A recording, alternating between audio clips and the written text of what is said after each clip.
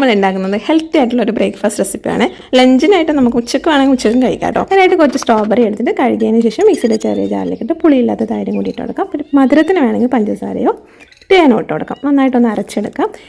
ഇതിലേക്ക് നമ്മൾ chia seed ഉണ്ടല്ലോ, ഒരു 2 ടേബിൾ സ്പൂൺ ചിയാ സീഡും കൂട്ടിയിട്ടിട്ട് ഒരു 3-4 മണിക്കൂർ ഒന്ന് മാറ്റി വെക്കാം. തലേദിവസം ഇട്ട് വെച്ചാൽ മതി കേട്ടോ. ഒരു കുപ്പിയിലോ അടപ്പുള്ള ഒരു പാത്രത്തിലിട്ടിട്ട് നമുക്കൊന്ന് ഫ്രിഡ്ജിൽ വെക്കാം കേട്ടോ. അപ്പോൾ രാവിലത്തേക്ക് സെറ്റ് ആയിക്കോളും. അപ്പോൾ നല്ല കുതിർന്ന് വന്നിട്ടുണ്ട് കേട്ടോ. ഇതുപോലെ നല്ല തിക്കായിട്ട് വന്നിട്ടുണ്ട്. ഇനി ഇതിലേക്ക് നമ്മുടെ കയ്യിലില്ല, നമുക്ക് ഇഷ്ടമില്ല ഫ്രൂട്ട്സ് ഉണ്ടാവുമല്ലോ നമ്മളെ കയ്യിലുള്ളത്, അത് ഇതിലേക്ക് ഇട്ട് കൊടുക്കാം. ഇപ്പം ഞാനിപ്പോൾ നേന്ത്രപ്പഴവും നല്ല പഴുത്ത പേരയ്ക്കും അതിപ്പോൾ വീട്ടിൽ തന്നെ ഉണ്ടായിട്ടുള്ളതാണ്.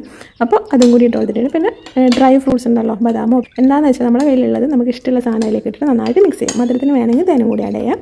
അപ്പോൾ പേരയ്ക്ക ഇടുന്ന സമയത്ത് ശ്രദ്ധിക്കണം. ചില ആൾക്കാർക്ക് പേരയ്ക്കേൻ്റെ കുരു പല്ലിൽ കൊടുക്കുന്ന പ്രശ്നമുണ്ടാവും. അപ്പോൾ അത് വേണ്ടാന്നുണ്ടെങ്കിൽ ഒഴിവാക്കാം. അതിന് പൈനാപ്പിളോ മാങ്ങയോ നമ്മുടെ കയ്യിലുള്ളത് യൂസ് ചെയ്യാം. അപ്പോൾ ഇന്നത്തെ ഈ റെസിപ്പി ഇഷ്ടപ്പെട്ടു നിശ്ചയമാണ്. അതേപോലെ ടേസ്റ്റിയാണ്, കുറച്ച് കോസ്റ്റ്ലിയാണ്.